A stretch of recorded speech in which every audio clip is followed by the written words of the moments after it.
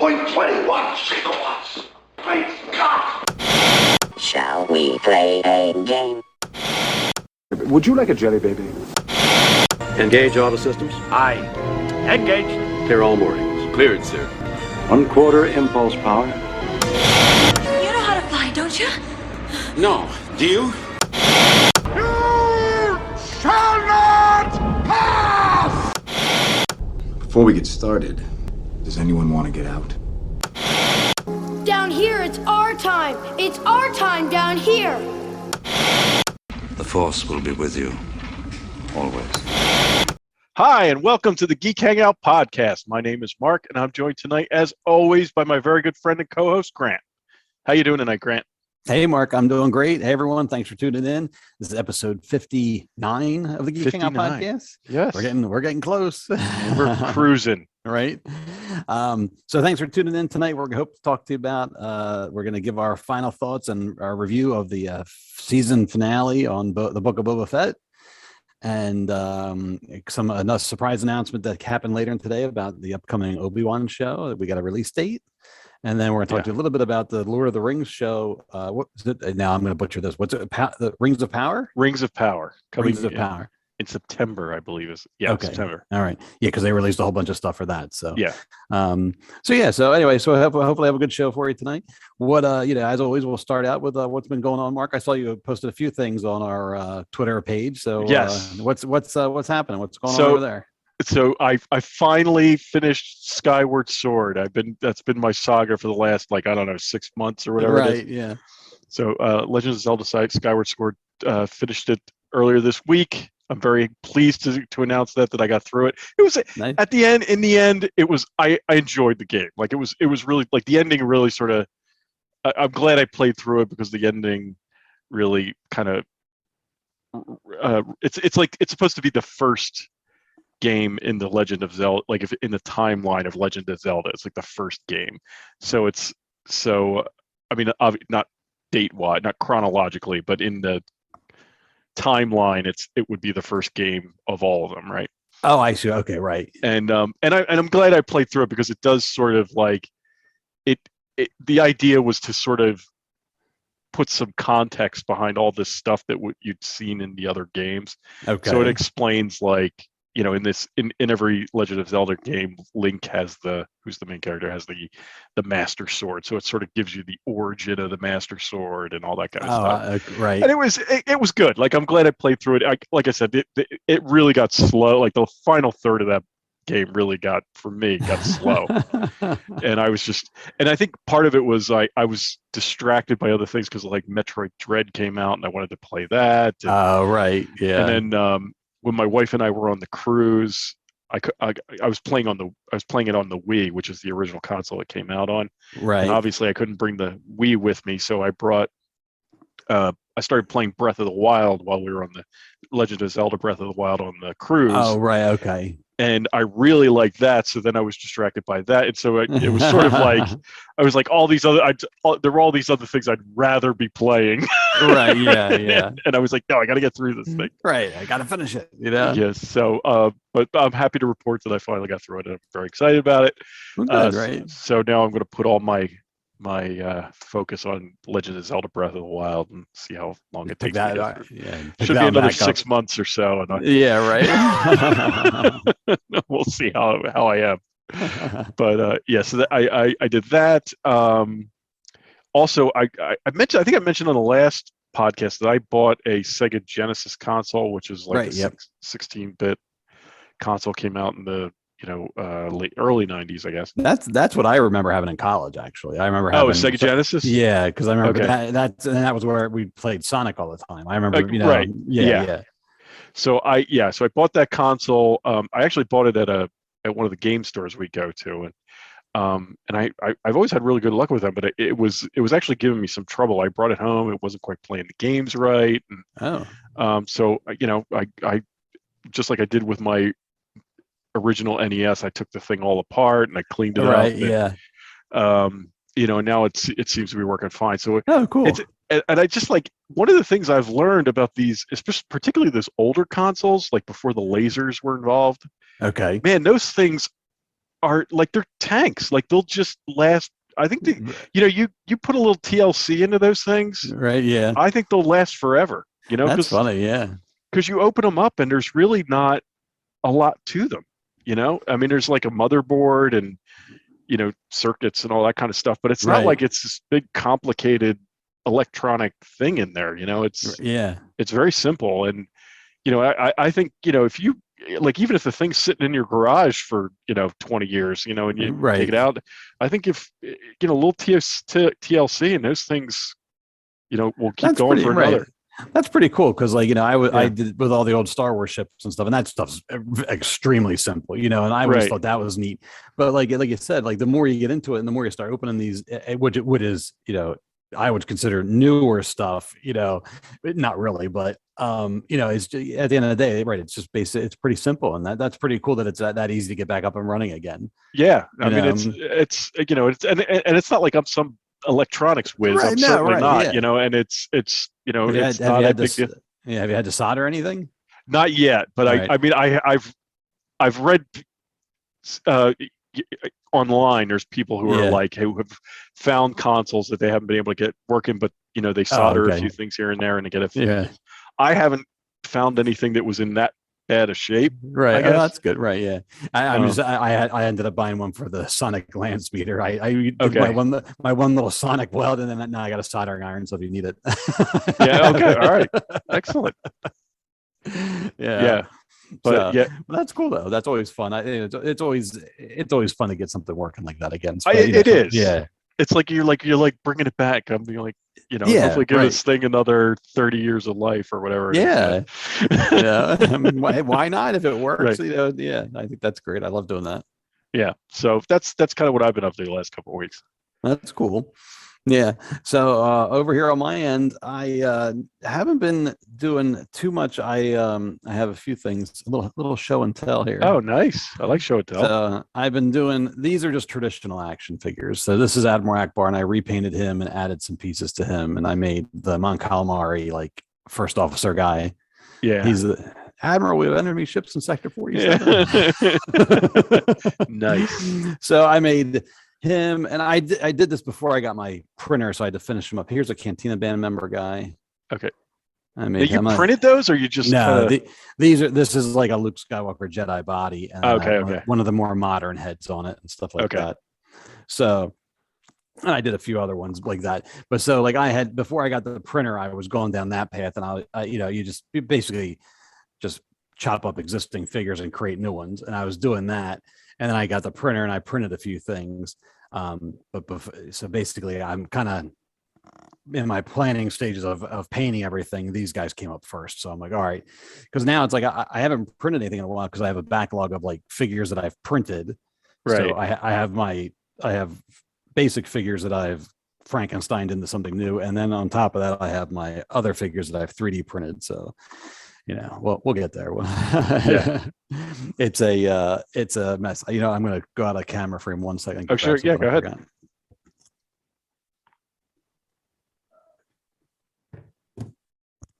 So, all right. So what I did, one of the other things I got, now this I purchased, and let me see if I can hold this up. This is the Bantha. Right. All right. So this is by a guy called Stan Solo. He's on Instagram. You can find him, and he has an Etsy store. Yeah. So he went and he designed this and had it put together, and he used a company in China and had it manufactured, and took pre-orders on it and then shipped it out. But it's like, I mean, it's if the legs move, it feels like that's really cool. It has the trap door in the back for the action figure to go. Oh, in, awesome! Right, the saddle can come off like on the other monsters or beasts. But it's pretty cool. It's pretty impressive. I was really pleased with it. I pre-ordered it. He ran into some problems getting it done, but at the end of the day, he got it all taken care of, and it shipped out, and it looks, I'm really happy with it. Hang on 1 second. Yeah, that's awesome. So he has those. Is our pre-order still going on? Is that something you can get now, or is it done? Now he has them in stock. So now you can go to his Etsy store and I think just buy them, and then he'll have them shipped to you that way. Oh, that's really cool. Yeah, I forget. I think it's been maybe like 8 months or something like that. Once he puts it in and once he gets things moving, he's got a really quick turnaround time in terms of pre-orders. Because some other companies there's a whole hubble thing, but there's another company out there that was promising a bantha, but it's been like years now. So this guy went and he was able to get it done, and it turned out great. I mean, it's awesome. Yeah, that's. I mean, it looks like it was made by one of the big toy companies. Yeah, exactly. I mean, it looks like they made it, and I mean, if I have it sitting here with all my other, toys from, the 70s and 80s, and if you didn't know any better, you would just look at it and think, hey, that's cool. Like you wouldn't even think about it. So, I was really impressed with that. So, but yeah, that's about it over here. Just customizing away, and I like the guys that do take the time to invest the money and actually have. I mean, some guys, they can do it at their house and they do it on a smaller scale. But these guys, the guys that do this big stuff, and they had to put. He did pre-orders, but it wasn't cheap to have that made. Yeah, right, right. And once you see that they're going to deliver a great product like that, I have a few of those other things and stuff. I'm more than happy to support them. So yeah, that's definitely. Yeah, and that's especially that's the future. It really is. I mean, because Kenner's not doing. What is it? Hasbro. Hasbro now. They're not doing anything. I mean, they are, but it's so strange because like today they just had a big announcement. They announced a couple of Black Series figures, a couple of vintage collection, which are the standard scale but super articulated. They announced some of those guys, and I mean, and it's all great and everything, and some of the stuff is really cool. They announced the Jabba's throne room. But you get Bib Fortune, like Fat Bib Fortune with it. Yeah. And you get Jabba's dais and the throne and sort of like the background and all that stuff. And they announced that as like a play set type of display type piece. And I mean, it's cool and it looks neat. It doesn't fit my collection, but it's like a year too late. I mean, that scene with Bib and all that was last year, more than a year ago. Yeah. And so I feel like there needs to be, there. I don't know. It's just like, it used to be when the movie was out, the show was out, you'd go to the store and the toys were there. And now it's like you're either you're pre-ordering stuff, and it's like they just took pre-orders on a Boba Fett that's not going to be out until 2023. Oh wow! And I'm like, and it's him in his current costume from the Boba Fett show. Yeah. But it was you're kind of like, you're like, that's great, but like in a year, I mean, something else is going to be like, then in a year there's going to be 2 other shows and I'll be more interested. Exactly. So but the 3D printing and with the fans, so the Wookiee Black Chrysanthemum, I think is how they pronounce it. Oh, good. Yeah. I think you rolled right off your tongue, so I know Chrysanthemum, right? Okay, right? I think that's it. I don't. So again, I don't know. I know, right? So I've seen, some other guys have made custom versions and this and that, but then a couple guys created a 3D printed file of it, and they printed it. This one, they're on Instagram, Boba Luga Studios, it's called. They had Black Coruscant. I think I said it wrong already. Chrysanthemum. They had him, and they printed him. You have the figure, and then he paints it, and then you can order it. I think it was like $40.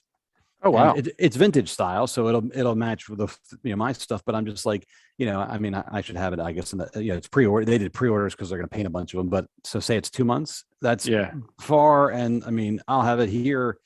The show's ended today, and I'll have it sooner than later. Whereas by the time Hasbro gets around to that, it's going to be like next year if we're lucky. Yeah. Not even. They'll probably have pre-orders next year for the year after that. It's like it's and that's the thing. Like, I'm sure that whoever's doing this, guy who's doing it, he must be making a profit. I'm sure he's probably not making as much as like Hasbro would make on something like that. It's probably. But he must be making something. Right. Sure. I mean, if he's charging $40, right. If he does a figure and the painting, I mean, I don't know. I mean, like the figures themselves, the resin and stuff, it's not that expensive, but by, just from my experience, when you factor in the time it takes to print it and then cure it, like cleaning, curing it, making sure all the pieces fit together and all that stuff, that there's a value to that. and then now that I have the printer, the value to me is somebody's going to paint it for me. And I'm like, that's Yeah. great. Cause I do paint this stuff, but it's like a love-hate thing. Like when it's all done and sitting here, I'm like, oh, that's pretty cool. But Yeah. like I'm painting these other guys today, and I'm just like, I'm driving me crazy. You know what I mean? Just like it is. You're like here, like I'm doing this guy today, and this is an alien from the cantina. He's got the 4 arms. Yeah. So this is a mix of a Greedo body from the vintage collection, and then I took the head and these other little arms from a Power of the Force figure, which is a more modern figure. But anyway, I'm trying to paint. I don't know. I'm trying to show it in the light here, but I'm trying to paint his white boots, and my God, like white paint is like the hardest thing in the world to paint. And I'm just, you're sitting here trying to do it, and then you're like, what's going on with my eyes? Yeah, right. Like I got my glasses, and like I got this light, and and it's like, it's just crazy. Where I'm like, if I'm like $40, then you're gonna paint it. Now here, take my money. Yeah, right. Sold. I know, right? So, but anyway, so I probably went on too long about that. But that's what I've been up to. Okay, very cool. And have going on. Yeah. So, exciting stuff. I have one other thing I want to say, because right before the show today, they had Nintendo had a Nintendo Direct, which is like their little, they do it every so often. It's actually been quite a while. They haven't had one since last September, I think. And they come out and they kind of announce some of the games that are coming up and things to expect and that kind of thing. So they had a direct right before the show. Well, or I guess it was around 5:00 or so tonight, and announced some really cool stuff. So I mean, I've just sort of glanced at it. I don't have dates or anything like that, but it looks like Splatoon 3 is coming out, which is kind of cool. That's like Nintendo's version of it's like a kid-friendly first-person shooter. It's like all paintball. Yes. A really good game. Was your son playing that for a while? Or Nick was playing it for a while. I was real into it for a while. Yeah. It is a fun game, and you can play online and have matches and stuff like that. So Splatoon 3 is coming out this year, which is kind of cool. What else? There's a new Kirby game coming out next month. Yeah, a game called Mario Strikers, which is like soccer, but like with a Mario twist, which is kind of that's coming out. So there's just some real, there's DLC coming for Mario Kart, which everybody's been looking for. So just some really cool stuff so if you're a Nintendo fan, go check that out, because there was a lot of like really good announcements today. That's pretty cool. It's funny about Nintendo. I saw a thing, I guess now you're gonna have to correct me here, but I think Microsoft, which owns Xbox, bought Activision and Blizzard, right? And so they were asking, I guess somebody from the press or the media was asking Nintendo, would you want to be bought, or would you consider buying other companies or whatever? And basically the guy was like, no. He's like, no, we're happy with how we are. Yeah. And I thought that was very interesting in this day and age of everything getting gobbled up left and right, that Nintendo's like, no. It's a very, like, Nintendo's like, and that's what I think is so, it can be frustrating at times, but they're a Japanese company. It's a very, they have immersed in Japanese culture. They're not, Western companies don't work the same way. They just don't, and they just kind of do their own thing, and they make their own path. And I think that's what's so interesting about them, is that that's how they come out with things like the Switch or the Wii or and sometimes they try things and it doesn't work great, because it's like they had the Wii U, which wasn't very, probably one of their worst selling consoles. Oh, that's interesting. And, but even that was like, there was a piece, like part of what you got in the Wii U sort of became the Switch. So without the Wii U, you wouldn't have had the Switch. So it's, they're just a really interesting company, and they just have no interest in like what Xbox or Sony they just have no interest in what they've got, those guys got going on. I think that's so funny. Just hysterical. Yeah, so it's an interesting company, but I think that's why they put out the games they put out. Like my son and I were talking, because we have a lot of older consoles now. So he has an original PlayStation, a PlayStation 2, and all that. And it's interesting because we go and we buy games, for all these old consoles, and a lot of like, you know, Nintendo games may not have been the best selling games of that generation, or the Right. console may not have been the best selling console of that generation. But the thing that's interesting about them is that I think Nintendo games in general hold up better Oh, right. than games from like PlayStation or PlayStation 2 or Xbox or any of those. Yeah, Like that's interesting. they're more fun to go back to, Right. whereas like, sometimes like, and I had a PlayStation 2. I had it at my apartment. I think it must have been after you, or yeah, but I think Bridget bought it for me. Oh, But okay. at any rate, but I had a PlayStation 2, and I used to play that thing all the time. Right. But there's not a whole lot of games. Like I go and I look at them and I'm like, I don't want to play any of those. Right. But like, yeah. but I'll go back to games I played on Nintendo in the '90s. Like because Yeah, they're right. still fun. I Yeah. think it's just an interesting thing about them. Yeah, right. That's pretty So, cool. yeah. But anyway, Yeah. so that's my Nintendo. Yeah, no, that's cool. Yeah. But with All that, right. should we get into the meat of the show? Sounds good. Let's All right. And let's do it. the big deal tonight is we're going to be Yeah, talking right. about the Book of Boba Fett. All right. And this is fun because we haven't even talked about it yet. So No, we don't even know. haven't. Right. Yeah.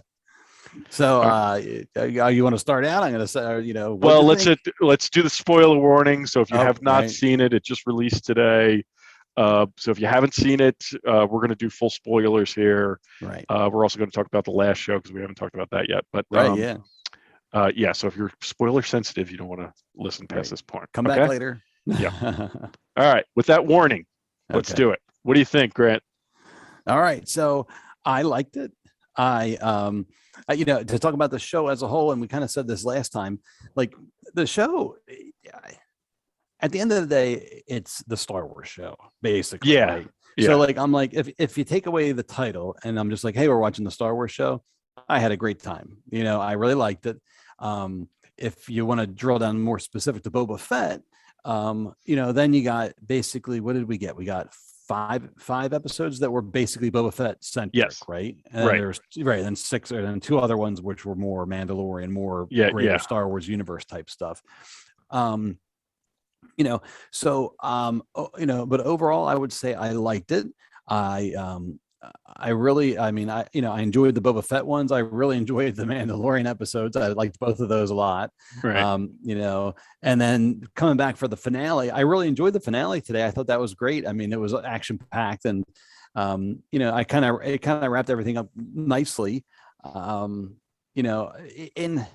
hindsight, a critique, I guess I would say is, maybe I would have liked to have, maybe because it was Boba Fett's show, maybe had it more focused on Boba Fett, and maybe those elements could have been like maybe episodes 5 and 6 could have been done either somewhere else or in season 3 of The Mandalorian. Or, I mean, it's not like they were quick. It's not like it would have been like an after credit scene, because like half the episode was like, I mean, Luke was in all of last week's episode. You know what I mean? Like, it was great.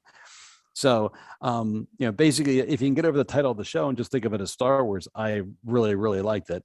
I don't know why I got hung up on the title more so than anything else, but that kind of is what it is. At this point, it is what it is. Yeah. I kind of feel the same way. Like I like the show. Right. Right. I liked it. I'm glad we have it. They made some choices that I don't quite understand, but it was fine. I'll say this. I like Mandalorian way better. Yep. Right. Mm-hmm. I like the show. I thought it was good, but I like I think Mandalorian's is a significantly superior show. Yes. And that's just kind of where I fall. I know that there are people online that are like just all out of control and they hate it, and it's right. I mean it had its problems, but right. I thought it was a good show overall. It's I just don't understand. Like there was just some stuff that they did that I don't quite get. Like I watched the show to say, the finale today. Thought it was Right. good. I liked it. There was a lot of action, like you said. Yeah. But even then, I was like, like the scene where they're kind of stuck in front of the sanctuary, and the town folk show up, Right. and they all get behind that speeder, and they're hiding behind the speeder. I'm like, wouldn't it make more sense to kind of spread out a little bit? I mean, so you're not all like The target. and I'm like, and usually Star Wars is usually pretty good about that kind of thing. Like I was just like you're supposed to have these like, the Mandos there, and Boba Fett and Chrysanthemum and Fennec Shand, and they're all supposed to be like strategy and like the Great Battle Hunters, and they're all like grouped together in this one place. Right. It Yeah. seemed. I mean, Yeah. at least they sent Fennec out to do her thing, which was, Right. They let her have a moment, and Right. which was pretty cool. But yeah, I do agree about that. And basically, I did read somebody say it online, and they weren't a crazy person, but they're like, oh, the fight scene choreography basically could have been tightened up a little bit more. Yeah, that's kind of. I just felt it was a little. They were all huddled behind the speeder at one point, and a couple times they were huddled in various locations, and I get what they were going for, but you're like, well, all right. And Right. the one scene, they're like, I felt like the town folk were running down that one street like with a robot chasing them forever. Right? Yeah. And then the Mando was fighting the other robot, but I'm like, they're like running straight down the street, and the thing's shooting, and I'm like, there's doors on either side of you. Like you easily dodge and weave. I mean, like do a zigzag, or I don't know. Yeah, I mean, it was, and that's nitpicky stuff. I don't right. mean, I mean, yeah. but yeah, I noticed that, like, there were just certain things, like there's just some stuff that I don't quite understand.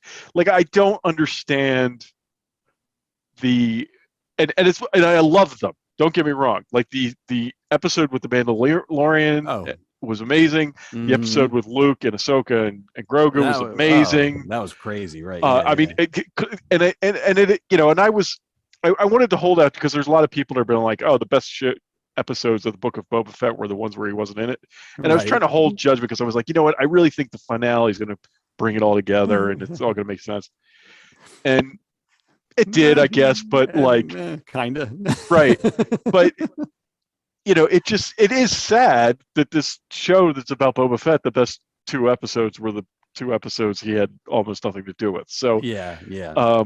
And that's what I think, and I think I said it in the last show or at some point, but like, the Mandalorian, I think the way the Mandalorian was shot, right? The way they made that show, like the episodes were sort of self-contained, and you can kind of like, and I don't know whether they did it in order or not, right? But you can tell that they sort of like shot one episode. This was a self-contained episode, right? And that, and then it had an overarching thing, and then and that kind of tied it all together. So it was like, each show was its own thing, and I think like Book of Boba Fett was clearly not done that way, right? It was sort of like, we have this idea, and it was. I feel almost like after watching the whole thing, and I'm going to go back and rewatch it. Yeah, I was thinking of doing the same thing. But I kind of feel like there was a whole lot of editing going on. Do you know what I'm saying? Right. Yeah. And there, and I just, because a lot of it just sort of feels disjointed to me, like the whole show. And like I said, I'm going to go back and rewatch it because that could be because we were watching it from week to week. Right. I want to go back and watch the whole thing again. And but I just feel like the whole thing was a little bit disjointed. That's all. That's a good way to say it. And like you said, part of that I think is the structure that they used in terms of the flashbacks. Because like basically the modern day story itself was a little disjointed. Just like, all right, Boba Fett, he wants to be a crime lord, and then like, he's having some problems, and then the Pikes, and then the fight at the end. You know what I mean? So yeah, that itself was a little. It felt very broken, like disjointed there. Sort of like, what's this guy doing? And then on top of that, you started flashing back to the Tusken Raiders, and then you're a whole another scene where you're like, wait, what's happening here? Like so, I kept it. I kept expecting, like, we got that scene in, I think, episode 2 where the Huts show up. Right. Yeah. And I guess I guess I should know this because I think they say in that scene that they're gonna leave Tatooine because it's a worthless rock or whatever. But I Right. kept expecting them to show back up, Yeah. and Yeah. they never did. And I was kind of like, Right. okay.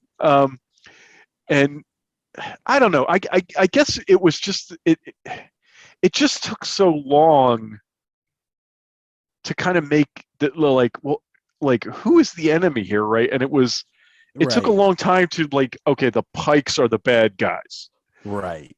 and then by the time they established it, it was like halfway through the season. So I don't feel like Yeah. you You don't didn't get have that it. buildup of a threat almost. Yeah. Right.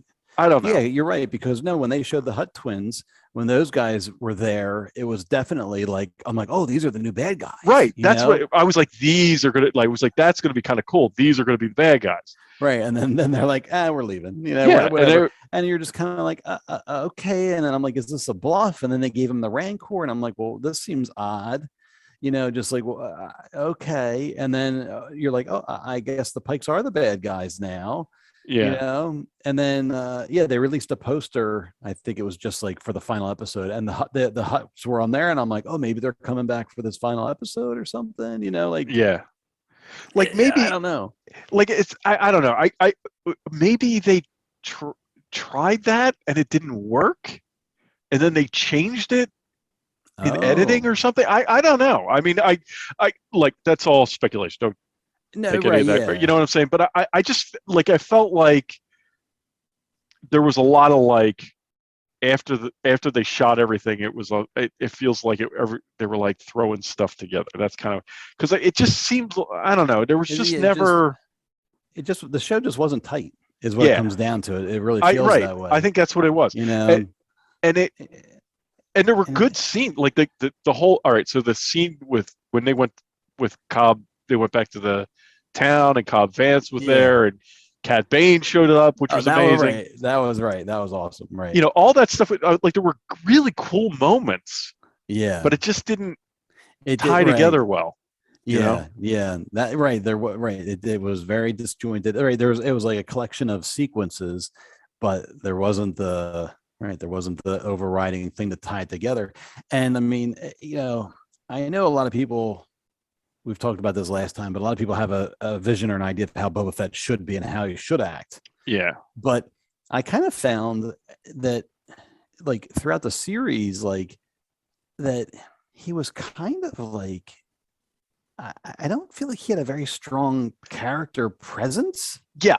You know what I mean? Like, you would think at the end of the day, it's like, all right, Boba Fett's going to be a jerk, or he's going to be all about, all right, he learned his ways from the Tuscans. He's going to be all about honor, and it just, like, it kind of felt, certain times you kind of thought that, other times you're like, well, what's going on here? And then he's getting his butt handed to him all the time. And you're kind of like, well, what's happening here? I thought he was supposed to be really good. Yeah. It just felt disjointed that way. And even at the very end of the episode, after everything's all done and they've won, and they're walking down the street, and he turns to Fennec and he said something like, I don't know if we're cut out for this. And she looks at him, she goes, well, if not us, who then? Basically, like, Yeah. And I'm like, well, what? You just had this huge battle for this thing that you said you wanted, and now you're like, man, I don't know if I want this.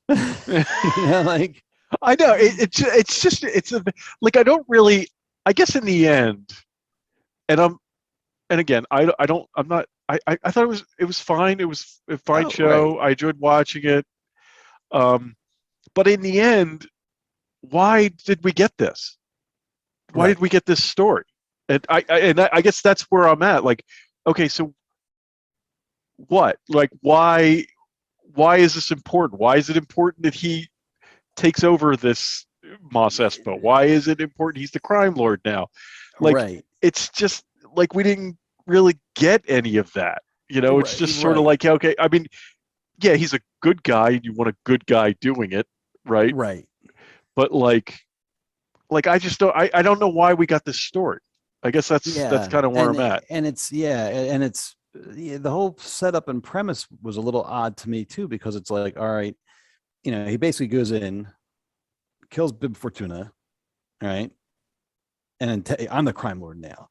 Right. Well, all right, that's a little bit different because like Jabba the Hutt was a crime lord, but like he was not good. He was a bad guy. Right. Right. And now here's Boba Fett comes in. I'm the crime lord now. I'm the, but then you're like, well, by definition, aren't you still a bad guy? Yeah. You know, Right. and that's what I was having a hard time trying to figure out because, like, you know, like they never. I don't think they did a good job explaining that part of it because it's like, you know, I don't think Jabba the Hutt cared about the citizens of this town. No. You know, like, and you know, like maybe that's what they're trying to do. You know how like in the old days with the mafia, Right. like a lot of times the Godfather, like the people, although he was a criminal, the people of the town loved him because he took care of them.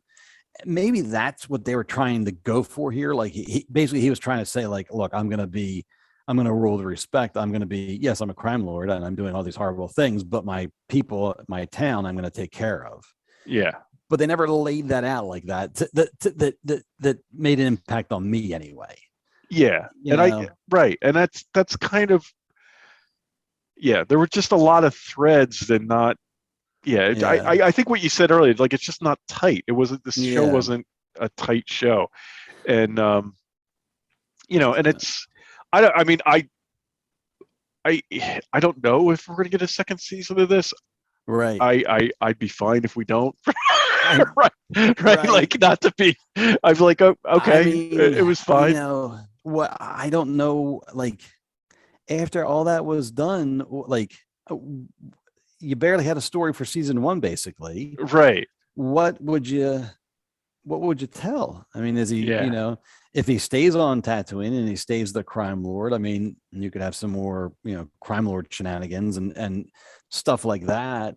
But like, you know, at the end of the day, he's a crime lord. So like he should be sitting on his throne. He should be like the Don, you know, the Godfather. Yeah, He right. should be in his palace and basically not being very Boba Fett-ish, you know, Yeah. like, you know, and so yeah, I'm not sure. I You know, mean, and God, yeah, it sort of felt like the end of that Mandalorian at the end of Mandalorian season 2 when he shoots Bib Fortuna and he takes the throne.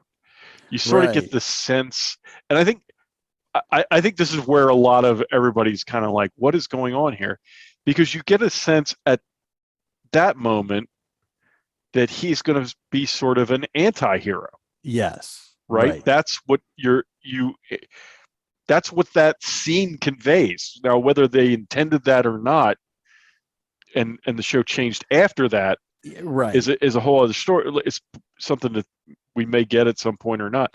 But like that's what they conveyed was going to happen, Right, and then he shot Bib in the face. You know what I mean? Right. Like comes and so you're like, oh, this is like, you know, this is the Star Wars version of the Godfather. I mean, it could have Right. been something much more like that. And I hate to say it this way because it drives me up a wall when I hear this online, but you know, a lot of people will be like, oh, well, maybe Disney made them do this, or maybe Disney made them do that. well, And yeah, and so having prefaced it by saying I don't like that, it did make me wonder that, like, I'm like, well, did they ask them to soften this up somehow, or like try to make Boba Fett more good, or like Yeah. it almost felt like, you know, because everybody sort of had an idea, you know, just even if you don't get to the nitty gritty, like Boba Fett, and you know, he's an anti-hero, he's this guy, you know, Right. and then you know, and they changed him with the Tuscans, and now he's good, but I don't know. I you I know, thought the same. I hear you, and I thought the same thing. Like I feel like at the end of that Mandalorian episode, they were telling us this is who Boba Fett is, and we were like, wow, this is going to Yes. be amazing, right? Right. And then, but that's not what they delivered, No. right? That's not what this show was, and maybe that was never their intent, Right. Right. Very, right? But like that scene at the end of Mandalorian certainly suggests that's what it's going to be, you know? Right. And so if that's not what it was going to be, then they probably never should have given us that scene, right? Right. Yeah. Right. You know? You're right. Yeah. So, I mean, something must have happened whether it was like you said, whether it was Favreau when he finally sat down and was like, "Oh, I think I want to tell this story," or but like, I mean, just as badass as Boba Fett was in his Mandalorian episodes, like when he was like fighting the stormtroopers and like with the gaffy stick and Right. all that crazy stuff, and then going in and killing Bib. I mean, like all that stuff. You're like everybody was very excited because you thought we had a badass. You know what I mean? We're like, Right. all right, here we go, And we then, never. Go. I'm sorry. Finish your thought. No, and we never got that. You're right. We never got it. I mean, until the very end of this, he comes in on the Rancor, which I really thought was cool. I liked it, Yeah. But even then, I mean, eventually he gets like, he gets thrown off the Rancor, and like, again, I'm just like, like I don't need the guy to be invincible, but like, I don't know, it's weird. When the Mandalorian gets thrown around and like beat up and stuff, I actually like it. I think it's funny, right? Because like he's not the best there is, and you can see he's really good, but he still gets. It reminds me of Indiana Jones because like right, exactly. He always wins, but he gets his ass handed to him. Right, it's not pretty. right. He ends up coming out in the end, but it's never pretty. Right, and that is like one of my favorite things. Like, and so when Mando starts, I don't know, one of the episodes, like somebody takes him and like throws him over their thing, and like he's like really sweat, like does like a body blow type of thing with him, and I just thought I love it. I think it's hysterical because I'm like, oh my god, he's getting his ass beat. But you don't expect to see that with Boba Fett. You just didn't. I don't know. You expected there to be some more there, and it was just it was jarring because he was kicking in butt in Mando. Yeah. Then he's in the back to tank in Book of Boba Fett. So again, there's a disconnect. You're like, well, why was he last week? He was kicking butt, and now he's not. Right. So I mean, I thought about that today. Like when I was watching the finale, is those scenes from when he shows up in that first episode of The Mandalorian. He's just mowing down those stormtroopers, and we never ever got a scene like that in this show, and it's I mean, right, and maybe, I think, and that's what when I said that I feel like there's been a lot of editing to this show. I really think we're going to find out at some point this show was not going to be like it is. It was going to be something different. And then they were told, no, it's got to, it's Disney Plus. It's more family friendly. You got to pull it back. I really think that's what we're going to find out. And I would say that I agree with you. However, in episode 5, Mando's episode, he goes like insane with the Darksaber. He like chops the guy in half and like takes his head off. And then I'm like, because once that happened, because at first, it was like in the back of your mind, I'm like, I wonder if they're pulling punches here because it's Disney Plus, and you're just kind of like. And then Mando comes in swinging that saber around. I'm like, well, I guess that's out the window. Right. Also true. Right. That's a good point. But so it's like you're trying to figure out what's happening. And I'm like, they weren't shy with Mando. Why are they? Why are they trying to make Boba Fett so nice? Yeah, because it was even in that Mando episode, I was like, wow, like he's really like I was like he'd gone off the deep end. He was like more violent than he was in in the first season, without the influence of without the influence of the kid, he was back to his old ways and really violent. And, So I don't know. I mean, I did think today. I mean, I feel like we're bashing it, and I did listen. I liked it, like you said. Right, I don't mean it to. I don't mean it to sound like that. Because I liked the show. Did I love it? No. But I liked it. I just feel like it could have been so much more. Yeah, it could have been right. And that's right. That's kind of where I'm at. I just don't. It's like I said. I just don't know. In the end, like at the end of now that it's because I kept thinking. It's all gonna wrap up at the end. It's all gonna make sense. We're gonna make it's all gonna come together, and I didn't really feel like it did. Like it was just sort of we got the end. It ended, and it was like okay, all right. I don't really know what's different. Like what changed, right? Like I don't feel it's like the Pikes backed off, and the other clans had turned against him, and they beat them back as well. So then I guess he's in charge for a little bit until the Huts come back. You know what I mean? Right. Like maybe that's what they're setting up season 2, like another fight with the the Huts come back. Oh, the Pikes left. We're back now. We're going to take over again. And then you're just kind of like, well, but didn't we already see this? Like, didn't we already? Like, I'm not sure what they would do with that. Yeah. And so I got it. Yeah, and the other thing I was thinking when I watched this show today was, in the old days when we had, and I love Magnum, and I'm gonna put a Magnum comparison here, but in the old days when they had like 20-some episodes a season, they would have and everything.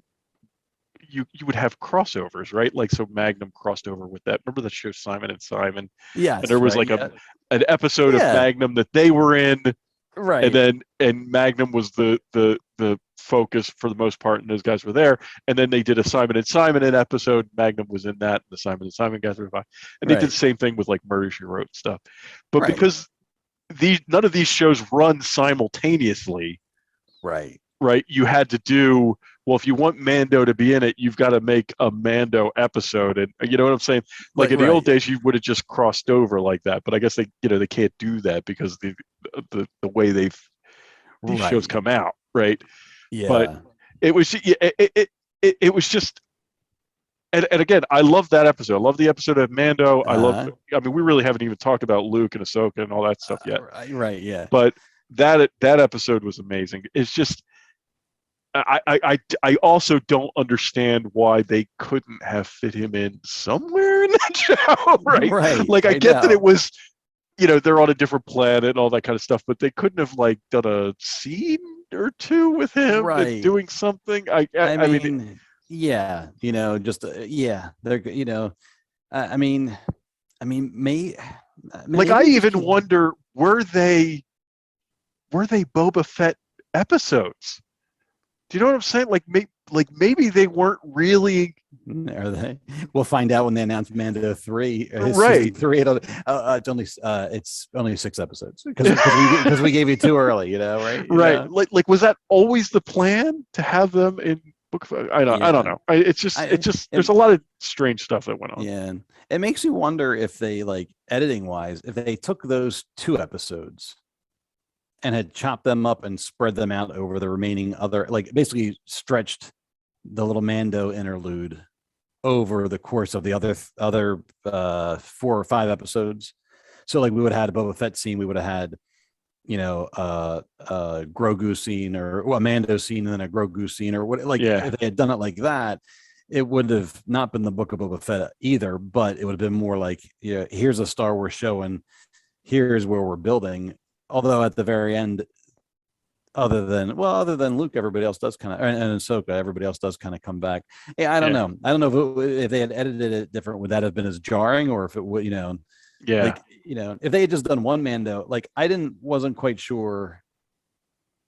They did the Mando episode, and then he's like, "Oh, I want to go visit the kid," but I'm like, "Well, are we actually?" I wasn't sure and we can talk about that episode, but I'm like, "Are we actually going to see Grogu this episode? Are we going to see Luke?" Because I wasn't sure. Like, we didn't know if that was going to happen, and like, we kind of, I think we joked around last time, like, maybe the next episode will start with Mando being like, "Oh yeah, the kid's fine," and like, right, just, and instead they went and did all that, which was great, and I loved it, but it just, it was it was a little bit too much of a detour.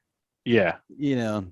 So, but we might as well talk about that episode now, though. Yeah, absolutely. So, let's go. I was,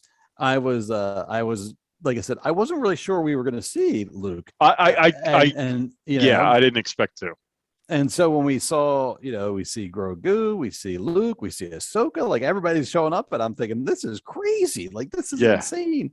And, we'll get the Luke out of the way right away. I mean, his CGI deep fake, whatever that is, he looked great. Oh, that was amazing. I mean, it really was. If you didn't know, if you were coming from, you've never seen Star Wars before and didn't know that there was a time gap, I don't know that you would be able to tell. I agree. I mean, I do agree. His, like, it's a CG character they just don't. Not that it worked. It worked great. It's hard, but they don't emote like they should. Not as right. Yeah. Right. We're not there. Right. We're close, but not. Yeah.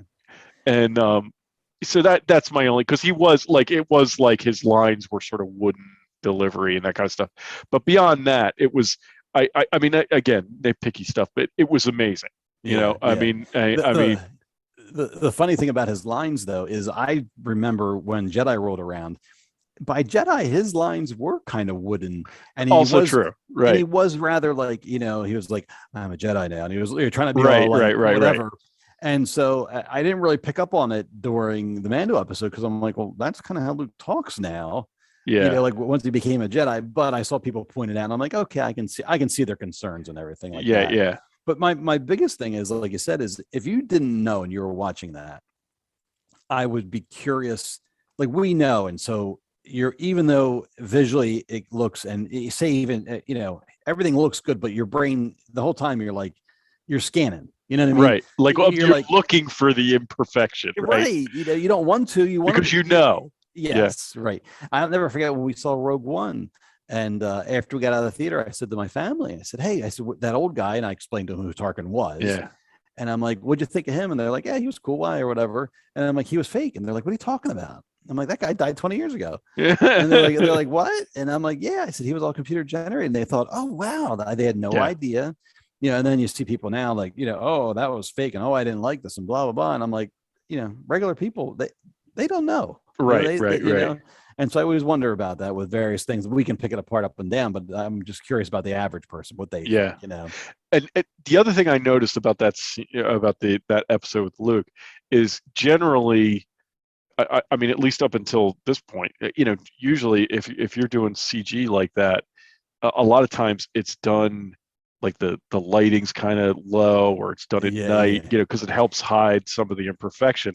Yeah. This was like broad daylight, like the light, it was lit up. Like, I mean, they weren't trying to hide anything. It was they did a nice job with it. It was really impressive. Yeah, I think so too. I really enjoyed it, Yeah. And then so on top of that, we got to see all the robots building the first Jedi temple. Yeah. Or his first, so they were building his school. So I don't know what it means that Grogu left. But maybe that's I guess we didn't talk about it. So like at the end of the second to last episode, he gave Grogu a choice. He's like, look, take the chainmail or I can give you Yoda's lightsaber. Right. And he goes, you have to make a choice. And then everybody online, and I say everybody, I saw online a lot of people were flipping out. They're like, why is Luke being this way? Blah, blah, blah. And you got to remember though, like, Luke doesn't know what we know. He's just following the rules. He's like, oh, I'm a Jedi now. Here's what I'm supposed to do. And here are the teachings I'm supposed to follow. And we just saw him right there. He made his first mistake. He was like, you can't have personal attachments. You got to pick one of these. And they lost his first student basically because the kid's like, well, I'm going to hang on Mando. Yeah. And like, so I think people thought Luke should know that, but really it's like, well, why would Luke know that? The Jedi, they've been extinct. I mean, maybe he's found by this point in the timeline, maybe he's found some like books or something, something that can explain to him like how to be a Jedi. Yeah. You know what I mean? Because like he doesn't know. But I saw all that too, and I was like, I don't understand, because he's given him. I mean, I get that even if you don't have, or like even if you go the route where Jedi can have attachment. You still have to have, I mean, you still have to make the choice to be a Jedi, right? Yeah. And I think he's saying that that's what he's telling you. He's like, I mean, it wasn't like he was like, you got to do this or that. It was sort of like, do you want to do this? Right. And Grogu clearly said, no, I don't, this is not what I want. I don't want to do this, Yeah. Yeah, that's a good point too, right? That's how I mean, everybody's making like, why is and I saw it like people like, like posting those Jedi doesn't deal in absolutes and yada yada yada, and I was like, that's not at all what's happening here. I know, they're misconstrued on purpose. He's saying like it's like going to college, right? Do you want to go to college, or do you want to? or do you want to go get a job somewhere, right? Like, you know what I'm saying? Like, that's yeah. Now I will say at the very end of the last episode when the Rancor is coming to Baby Yoda, the camera, he has his hand out, I think using the Force or something, and the camera starts to come around him like this, right? And his other hand is whatever it was, the camera didn't reveal what was in his one hand. And when the camera was moving around, it almost reminded me of that scene in The Force Awakens. I'm sorry, an Attack of the Clones, when Yoda pulls his robe back and pulls the lightsaber out. Oh, right. The camera was doing it was very slight, and like I just read way too much into it, but I'm like, oh my god, he's gonna pull out a lightsaber. And I thought that was gonna be his choice, that he chose both. He's like, I got my armor on, I got my lightsaber. I thought that was good. For a brief moment, I'm like, oh my god, no way. And then I'm like, he's gonna hurt himself. He can't have a lightsaber. Yeah. He's too little. He's too right. He can have the lightsaber with the orange tip. Yeah, right. But I saw all that stuff online. I was just kind of like, I don't get it. I didn't read it that way at all. I thought it was a really good episode. I thought, and I think it speaks to, like, we all look at like Grogu. Like, I think this little guy has been through a lot, right? Yeah, like, right. His memory of being a Jedi is watching him get wiped out. Like, I wouldn't be like, hey, yeah, I want to go do that. Sign me up, right? Yeah. Right. His memory is just pain. That's it. And they showed that. I did see someone joke online. They said something like, Luke's like, here, remember, and the person online said something to the effect of like, remember nothing, you're re-traumatizing this kid, like, right. you're like torturing this kid, basically. Poor Grogu's like laying on a couch in some psychiatrist's office. Right. Like, I know. So, but I was a little disappointed that we saw Grogu's choice, but we didn't see Luke. Like, I'm curious what did happen back at the temple. Like, I would like to see that scene play out a little bit more, just to see, and then to see Luke's reaction, to see him say, oh, you want to go be with your father or your Mando or whatever you want to call him. Okay, that's fine. That's, and maybe elaborate on, like, either like you were saying, like, oh, that's fine. Come back when you're ready. This wasn't a do or die. Just come back when you're ready. Or, maybe it was a make a choice, and he made the choice, and then maybe see Luke thinking like, well, why on earth does that matter? It may say it wasn't absolute for a minute, and see Luke learning from that, because eventually he does become disillusioned with the Jedi. By the time we do get to the Last Jedi, he's kind of fed up with all that, and maybe you start to see him start to question things this early, where he's like, why can't we have attachments? Right, exactly. He's got Han and Leia, and he's like, they're best friends and all that, his sister. So it's like, why does it have to be this way? Why can't it be more? And maybe that'll play into that down the road too. Right. Like, maybe we'll get more of that. Like, I wonder, are we going to get more of Luke? I mean, I guess now I wouldn't surprise me. I wonder if we're going to get more of Luke in the Ahsoka show. I would almost say you have to. Yeah. Right. Because why else? I thought that. Why else have her there? Yeah, right. Because really, she didn't have to be there. I mean, she was a go-between and prevented him from seeing Luke and Grogu, but like, she didn't have to be there. So I'm like, all right, that felt like a big setup for, like, hey, part of it's like, hey, I'm getting my own show, for Ahsoka. Yeah. But then they laid the groundwork. Like, she looks at Luke and she goes, oh, you have too much of your father in you, or something like that. Right, and then, right. And that's just like blows your mind, because you're like, oh my god, right? I know, right? Well, when she says to Mando that she's an old family friend, it's like, oh wow, like, right? Who would ever thought we get all this together? Right? And so I would love to see, I would, for Ahsoka's show, I would love to see her start out with Luke, and then maybe perhaps then go on to find Ezra. Maybe the first episode you see her, what leads her to Luke, and see that meeting and see all that happen, No Yeah. flashbacks. No Right, flashbacks. no more flashbacks. Right. Just go straight forward and be like, oh, and then You you can can go, have like a 5-minute flashback at the beginning of the right. show. That's Yeah. it. Right. But right. So show how she gets from that Yeah. other planet to where what she's been doing, then show her meet Luke. And then, then maybe anyway, then sort of reestablish her like, well, what's her role now? Because she's not a Jedi, but she's not evil, obviously. Yeah. And sort of that. And then, why is she hanging out with Luke? I'd love to see that conversation. That'd be a great scene Yeah. to see. And then from there, go find Ezra, or maybe that's if that's truly the path that they're going to take on that show. Or how about eventually getting an Ezra, Luke, Ahsoka moment? Like that would be kind of cool. That'd be really cool too, right? I mean, they could easily dovetail him in as being one of Luke's first students. Yeah. They could do that. I still think and I think I said this before. I think they absolutely have to break free of this idea of the Last Jedi. Like that's got to stop, right? Like if Star Wars is going to move forward, right, they got to stop having a Last Jedi. You know what I'm saying? And and I don't know where you go, but I think it would be cool to have these.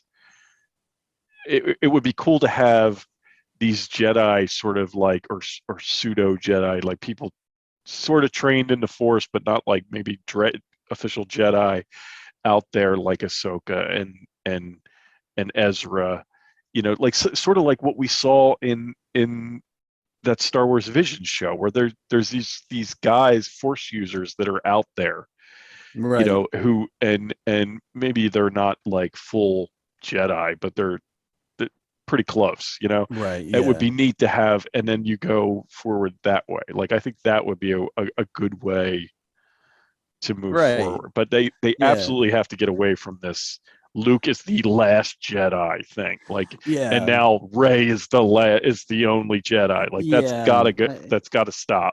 Well, I mean, right. So, I mean, at some point, Luke is going to start. He's building a school. He's Right. going to have students, and then eventually there's going to be Ben Solo.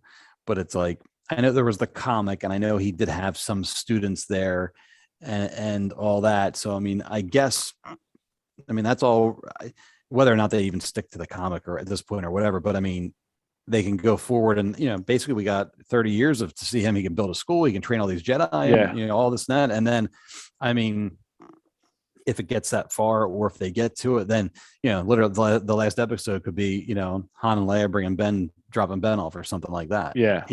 I mean, I'd actually like to see more, to be honest. I mean, more than that. Cause that's what we said. We should have that should have been the first movie altogether, is just seeing, it would have been much more interesting seeing, which was a flashback, seeing Luke, basically raise the saber over Ben's head. Like that should have been that should have been the climax of the first movie, basically. Right. Yeah, that was one of my big disappointments. The way they did with the sequels is that he managed, like, all that time he didn't train anybody, and anybody he did train got killed. Like there's nobody. Right. He didn't succeed in. There's not like 5 people that made it out of the school, out the universe, floating around. Like there's not. Nobody made it. That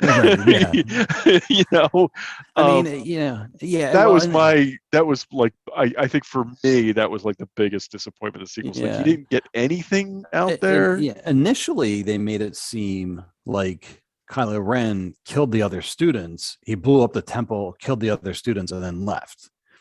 And then that's what kind of, I don't know if they ever said that, but that's kind of what I remember thinking that.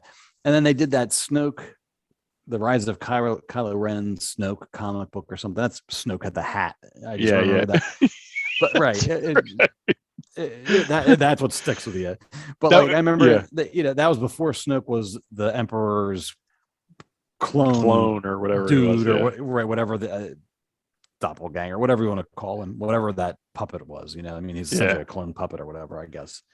But like in that thing, Snoke's the one that blew the temple up, and then like, Kylo Ren did kill some of the Jedi, but they were chasing him, and I don't know. It wasn't as satisfying. That just, I mean, at that point when I remember reading the comic, didn't really care if he was redeemed or not. I'm like, fine. He killed all the students. That explains where they're at. He killed them, and then they moved on. So, but then they tried to backpedal a little bit, and I don't remember at the end of that comic book. I don't remember. Yeah, I don't remember if anybody was left or not. Maybe, maybe a lot of them did die, and then the remaining ones were chasing him down, and then he killed them. I can't remember. Yeah. Or right, it'll just be as the story dictates. Oh, I was a student of Luke's, but I wasn't there that day. Right. Right. Like, I mean, I'm just sort of like I get that it takes a long time to become a Jedi, but it's been like, I mean, how it was 30 years. Like 30 years, right? Like nobody graduated. Right. Yeah. Right. Like nobody, they didn't have a cap and gown ceremony. Know, right? Nobody got out. Right. Like, it's a long time, man. Well, and maybe that's what they're setting up. I mean, maybe if Grogu left, maybe he got discouraged. Maybe he's like, maybe I need to rethink this, and maybe he goes, because I know for a little while they said that after Jedi, Luke kind of went off into the universe to research Jedi stuff. And at the time, it was a good way to just get Luke off the table, basically. But, so that could be like, I don't know if in the timeline now, has Luke already done that? And that's why he wants to train Grogu, or is he getting ready to go do that? Yeah. I basically at this point, though, I mean, he's got to be definitely a major player in the rest of these series. I mean, they can't not use him now, Right. Especially since they've shown they can. With ease. I mean, not ease, but I mean, I was actually, I really thought when we in the finale, when you saw the X-Wing coming in, I was like, oh, this is going to be cool. Like it's going to be Luke, and Luke is going to save their bacon, right? I did think that. Yep. But then, and I think I get why they didn't, because that's what happened at the end of Mandalorian, and they don't want to do it again. Oh, right. Yeah. I don't know, but that's my guess. That makes sense. They don't want to repeat themselves. But it would have been awesome. Yeah. See Luke going full Jedi on those pikes. That would have been awesome. That would have been pretty cool. Right. But then also, right, why would Luke have shown up and decided to suddenly team up with Boba Fett?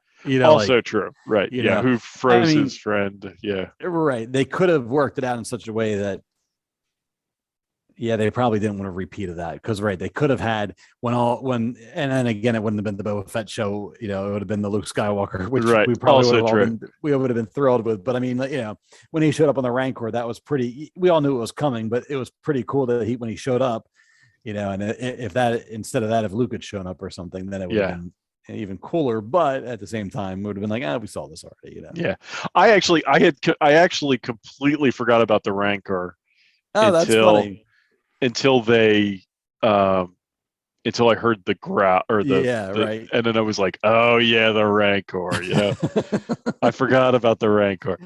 I thought that was cool. Yeah, it was a cool scene. And it was, that was well done. I never would have expected it to be like climbing over the buildings and stuff. I just assumed it would lumber down the street. And when it came over the building, and it was, King Kongish to climb up the one tower thing and all that. I'm like, oh, that's fine. I'm like, that's pretty cool.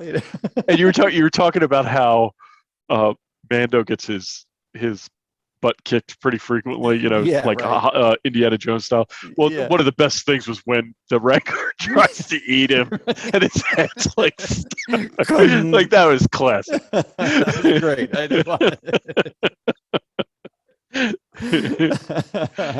That's so funny, right? I kind of forgot about that, but you're right. That was hysterical, and that was one of my favorite scenes when he's like caught, he's trying to eat him. That's the kind of stuff I love. Like I don't know what you call that, but it's like, he's gonna win. He's the hero, but it's not gonna be pretty, and I love that. I love that. Absolutely love that all the time.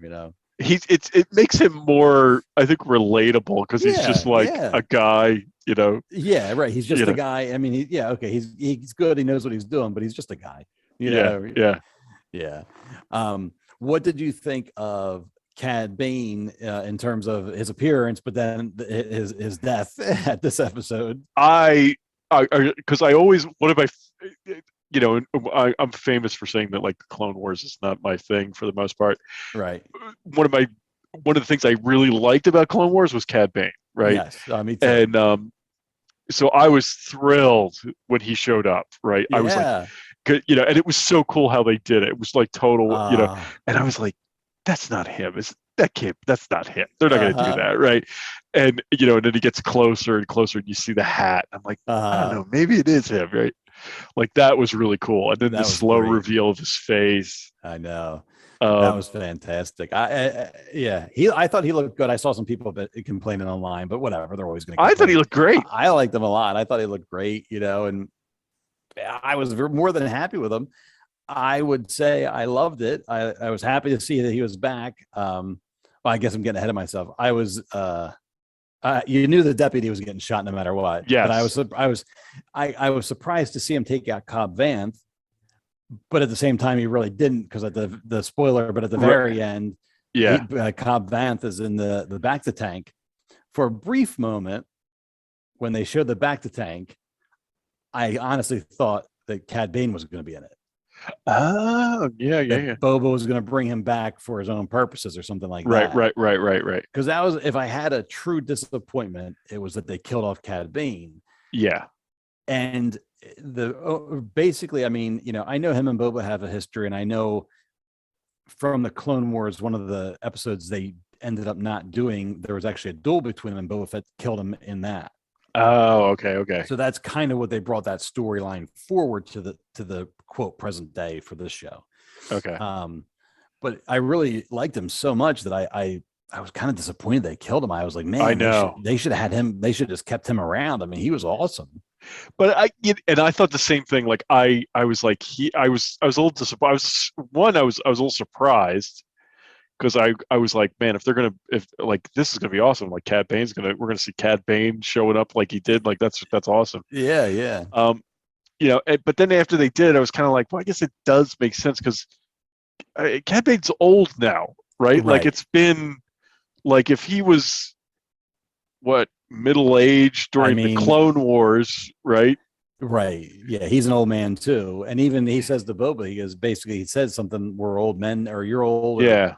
They do reference being old guys. And right. So but he's even because he should be even older, right? Right. Because didn't he interacted with Boba when Boba was a kid. Right. In the Clone Wars, right? Right. So I mean, he's older than that, so he's like, I was like, I get it, but I was like, wow, why introduce him just to kill him off? I mean, it was cool, but I was a little surprised. I would have enjoyed, a lot. Yeah, I would have just enjoyed a lot more of seeing him in the future episodes. I mean, even if he whatever happens with Book of Boba Fett, throw him over Mando. Yeah, right. Right. Yeah. It's a shame. I mean, I guess they wanted to give him his ending, and I guess since they had written an ending, like I said, they had written an ending for him in Clone Wars, and they never got to it. So I guess they recycled it basically and put it here, which is fine. But it almost made me think of Darth Maul before they brought him back. Like, he got killed at the end of the Phantom Menace, and you're just kind of like, it's a shame, because because he was a cool bad guy. Like, they probably, in hindsight, they should have kept him around, throughout the prequels, basically. And it would have made it again. That would have made those less disjointed and much stronger, probably. Yeah. It should have been. It should have been like Anakin should have. Like, I always said, it would have been really cool to have to build him up throughout the 3 movies, and then. In order for Anakin to go to the dark side, he has to kill Darth Maul. Like, that would have been a really cool. Yes, I think Anakin and Darth Maul. That would have been a really cool duel. Right. Right, the two of them, and then but then he's got to go fight Obi-Wan or whatever. You know what I mean? Yeah, it would have been. Yeah, because like when he kills Dooku, it's sort of like, okay. I know. I was always curious about that. Like, Dooku was just like an old guy, you know what I mean? Yeah. Nothing against his name slipping my mind, but I know Christopher something Lee. Christopher Lee, right? Yeah, right. Great actor. I know all that stuff. So, but just for a bad guy, I don't know. I mean, I guess he was known as a bad guy, and that actor was bad guy and a villain. But Count Dooku never did anything for me. Yeah.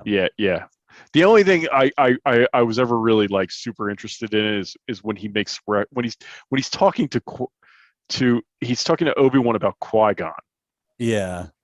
and I was like, oh, that's really cool. And then That was it. Yeah. I never followed up on that thread. Well, That was it another one of those things. You're like, this is really cool. I want to know more about this, and then they just never. Right, because he used to be a Jedi and then he wasn't, and then He was Qui-Gon's like master, wasn't he, or something like that?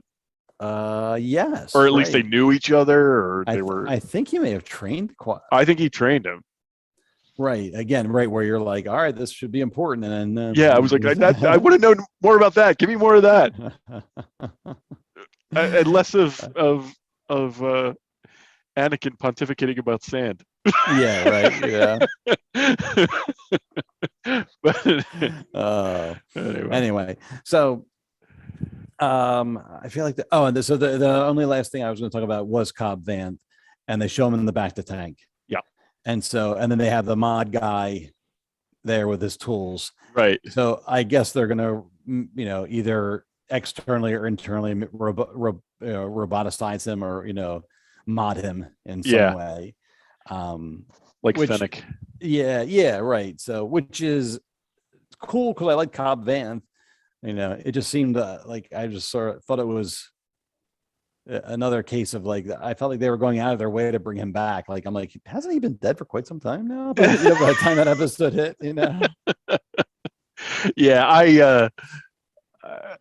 I mean, so I don't know, what does that suggest? Does it suggest we are going to get another season of Boba Fett, or does it just suggest that we'll see Cobb Vanth in some other, right? Rangers of the New Republic, or if they're still doing, I mean, I guess that's canceled, but it was no longer an active development last I heard. But like, however, but we saw Blue again. Mm-hmm. Right. And we saw Cobb Vanth, and we saw, so are we building a team here, and we're going to see him all together at some point? That'd be interesting. Well, it's interesting because when you think about it, aside from the Ranger, I was thinking of the Rangers thing, and that could easily, I guess you could translate that over to Cobb Vanth basically, and have him be, the sector galaxy, or the sheriff of the sector. You know what I mean? Yeah. Right. They say that right. But and I was thinking too, I'm like, well, if Cobb Vanth is the sheriff, say, or the marshal, and he gets better and he's back to being the marshal. But then you have Boba Fett as a crime lord. Are they setting up a duel between the two of them now? Because like, he's a crime lord, but he saved him. But I don't know. I don't know what that was. I don't know what they're trying to accomplish there. Yeah. I was confused by it. It was like many things. I was sort of like, what's that mean? Right. I mean, I know he's, obviously we're going to see him again. Right. When is the question, right? Like, when, I mean, I even questioned when he got shot, because he got shot in the shoulder and you see him spin and fall that way. Whereas the deputy got totaled. Oh yeah. It was very clear the deputy was dead. Yeah. Right. So like, based on that too, I'm like, wonder if he's really dead. And so, I mean, it wasn't I honestly expected him to show up in a sling or something like that in this episode. Yeah. Like, nah, I'm fine, or whatever. I thought I thought he was gonna show up and kill Cad Bane, or shoot Cad Bane. That's what I thought was going to happen. Oh, that would have been interesting too. I thought like when Boba was down on the ground, I was like, somebody's gonna pop Cad Bane while Boba's on the ground. That would have been cool for Cobb Vanth, but it would have been another missed opportunity for Boba. Right. Because that was it, like that when he kills Cad Bane, it's the only time in the entire show that he kills anybody. We really see him kind of kick somebody's butt. Yeah, he's blasting. I mean, he shoots people, but that's whatever. That's just that. Yeah. I don't think maybe in the first episode when the gang was around them, they show him swing. They show when he shows up at Tashi Station or whatever. Oh, and he does beat up people there. Oh, okay, so maybe, yeah. So, I don't know. I thought it was interesting that most of the season went by, and except for when he was a Tusken Raider, he never used the gaffy stick, and then this episode suddenly it was on his back. Yeah. And I was sort of like, well, what's that? Why is that? Where'd that come from? Like he wasn't using that for a little while, and now it's Yeah. back. Yeah. You know, and then you're like, oh, this is why. Yeah. Yeah. No. So, I don't know. Oh, So well. We'll see. I mean, you know, if anything, if I'm going to assume that, you know, these shows, although they're going to have titles, I think they're going to very much marvel it, and it's going to be very much of a mixture of, it's going to be Star Wars, you know, and you're going to have, yes, this is Boba Fett show, but we're going to take an interlude here and go see what Mando's up to, or oh, this might be Ahsoka show, but we're going to go see what Luke's doing, or you know, maybe things like that. You know, I don't know. I always feel like, you know, I guess when Marvel does it, it has never been this abrupt, you know, like when Marvel does it, you know, sometimes you're like, oh, sometimes it's a little shoehorned, maybe. Yeah. But never like this, they weren't even trying to shoehorn it. They're just like, oh, here's an episode of Mando, basically, you know? Yeah. I mean, it was just, this show was just nowhere near as tight. Yeah. I mean, even my least favorite Marvel show, which that's not, I mean, it's not saying, I mean, I enjoyed all those shows, but like, you know, like probably the ones that I didn't, you know, were sort of at the bottom of the list for me were probably Hawkeye and maybe Falcon and Winter Soldier. Okay. Not that I thought they were bad shows, but just not as good as some of the other ones. Right. And I don't think this show was anywhere near as tight as any of the Marvel shows. Right. You know? Yeah, I'll agree with that. It reminds me a little bit of the Falcon and the Winter Soldier in that I found that to be a little disjointed, that show. Yeah. And that at the time, I think I chalked up to COVID, and I knew there was like reshoots and they're having problems getting to shoot in other countries. And I'm like, well, maybe that's just how it ended up being, you know what I mean? Right. But now I don't know with COVID and stuff, I'm not sure how that worked, but this, I feel like they were doing everything on the, you know, on the volume. I don't think they were going anywhere. Yeah. You know, I don't know. Yeah. I don't know. Yeah. I don't know. I did see some people saying like, you know, I don't want to say blame, but you know, a lot of people were saying like Robert Rodriguez, they're like, oh, well, he's inconsistent. He might not be the best fit and all that stuff. Yeah, but he's done some really edgy like stuff. And then he's done like Spy Kids and that kind of stuff. So, yeah. You know, you're kind of like, well, you know, maybe it's him getting his, you know, getting his sensibilities in the Star Wars universe. I mean, some growing pains. I mean, he directed the last episode, which I think he directed it, which was pretty good. But again, it wasn't great. So I don't know, you know, maybe it's just him. Maybe it's, you know, so we'll see. Yeah, we'll definitely see. And I just have to mention before we move on, right? The end scene with Grogu tapping on the glass was just the most adorable thing ever, right? I forgot about it. Yes, that was I know. I'm like, he's doing that. I'm like, what's he want? I'm like, I thought he wanted to be like let in to sit with Mando or something, you know. And then he wanted to go fast. I thought that was hysterical. That was he's so like tapping on the window. I know, like, right? No. Like who among us who is a parent has not experienced that situation? They do that. Yeah, they do a really nice job with that. Those type of interactions are just perfect. You know. Yeah. So, and I guess did we talk about the Starfighter? I guess they made the. You know what? I don't think we spent a whole lot of time. Like I think we mentioned it, and then we were talking about other stuff, so we never really got to it. But that thing is cool. I think it's funny how they took the Naboo Starfighter, which was not my favorite ship from the prequels. Yeah, agreed. Something I was always kind of like, right? And yeah. like, you know, they made it awesome. Yeah. I mean, the biggest problem was is that like R2D2 logically does not fit in that. Like when they did, you know, and you're just like, I'm like, my mind won't let me see it. I'm like, that does not work. And so when they're like, we hauled out the droid thing, I'm like, oh, that's great. Now Grogu can sit in there. You know, yeah. Like, you saw that was like this. It's and I agree with you 100%. Like I thought the same thing. In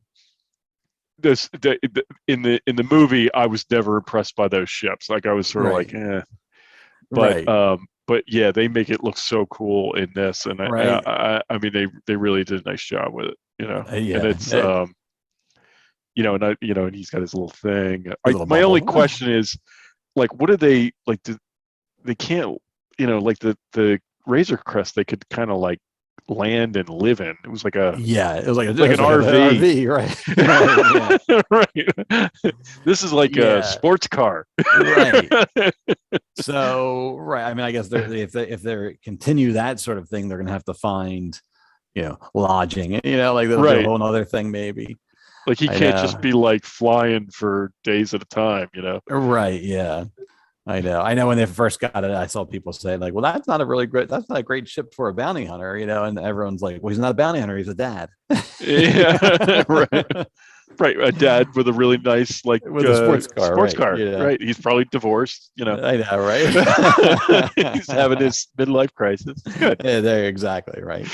So, So anyway, do we have anything else on Book of Boba Fett? You want to move no, on? yeah, we might as I think we probably talked about that entirely too long. So Yeah, that's all right. It's all good. I know. That was good So, stuff. yeah. But this came out Oh, today. yeah. Yep. Yeah. This afternoon, wasn't it? Yeah. So for those of you not watching YouTube, Disney or Lucasfilm dropped the teaser poster for Obi-Wan Kenobi, and we actually have a date, Yes. which we did not have. We knew it was coming out in the spring, but we didn't have a date. What is it? May 25th. 25th. There you go. So that's pretty cool. That's usually that's usually around the time when they used to release the old Star Wars movies, right? Right around the 25th. I have not independently confirmed this, Yeah. but I saw people on Twitter saying that is the day that A New Hope was released. Oh, interesting. Okay. I can't confirm it, but that's Right. what people are saying. That's sticking in my head because I know May the 4th has become Star Wars Day, but then I always see, I believe it's on around the 25th. Everyone's like, "This is the real Star Wars Day." Yeah, and you're like, okay, yeah, it can be both. I'm fine with that. Right? Yeah, I'll wear a Star Wars shirt today. That's fine. Yeah. So this looks pretty cool. He's clearly on the deserts of Tatooine. He's wearing like some sort of robe thing. So there's really not a whole lot to say about it, other than the fact that we got it and we actually have a date. So that's kind of cool. Yeah, and then, I mean, I'm just very excited for this. I mean, I know I've seen a lot of jokes about people saying like, "Oh, well, Obi-Wan's not even going to be in the show," and then on the flip side, I've seen people just being like, "This could be crazy." I mean, we know Hayden Christensen's coming back and Obi-Wan, and we've talked about it before. There's rumors of like a young Leia being in the show, and so I mean, they could really, this could be really, really cool. I have very high hopes for this. Yeah. I do too. I don't think you go and get Ewan McGregor to do a show like this and then not put him in it. Like I don't think we're going to have a situation like we had with Boba Fett where there's episodes he's just not in, unless there's a reason for it. Yeah, I mean, right, and luckily too, there's no other shows in this time frame either. Also true, like, right? There would make no, if they were to jump somewhere else, there's nowhere else to go. Right, there's nothing else is happening. I mean, at that point, so. But yeah, I'm like you said though, I'm really looking forward to this, and they described it as an event series, so I think it's one and done. I think it'll be six episodes. So yeah, really looking forward to it. Yeah. This and it's not that far. May 25th seems far now, but it's it's really not that. Yeah, not really. Just a couple months. So yeah. So I'm excited about that. Right. Really looking forward to that. Yeah. Yeah. But I don't really have any. No, that's all I got. Not much else. Yeah, and I'm sure we'll get some other rumors and stuff in the meantime as time comes out. But that's all I got. Oh, one other last Star Wars thing before we go on. Okay. I saw that Andor season 1, I believe they haven't announced it, but I believe that's going to be in the fall, right? Okay, yeah, and I don't think we have a date for it yet. No date, but they announced that season 2 is already being planned, and maybe that's going to start shooting in the fall. But if Obi-Wan comes out in May, Andor's got to be probably fall, because then Mando's next Christmas. So I think, but anyway, whenever it comes out, season 2 has apparently already been announced. So okay, yeah, and I thought that sounds right. That sounds right to me, because I think they were already filming that last year. Season 1. Yeah, season 1. Yes. Yeah, season 1. Yes, season 1 they were filming and all that. I know that. And I remember seeing Diego Luna on the set in, that's over in, I think they built something in London, like rather big. Yeah. It wasn't a volume. It was like an actual like town set or something like that they Okay. built. Yeah. I think I remember. Yeah, and he's like in costume or. Yeah, Yeah. yeah, Yeah. yeah. Yeah. Yeah. So yeah, I wasn't, I mean, I don't want to say I wasn't that excited for that, but I was sort of like, oh, I know the ending to that. So I wasn't that interested, but I think that could be a lot of fun if it's like, if they really explore through him the beginnings and the like sort of the rebellion and all that stuff. I think that could be very interesting to Yeah. see. Well, what interests me about that show is, I, especially after Mandalorian, I kind of like these.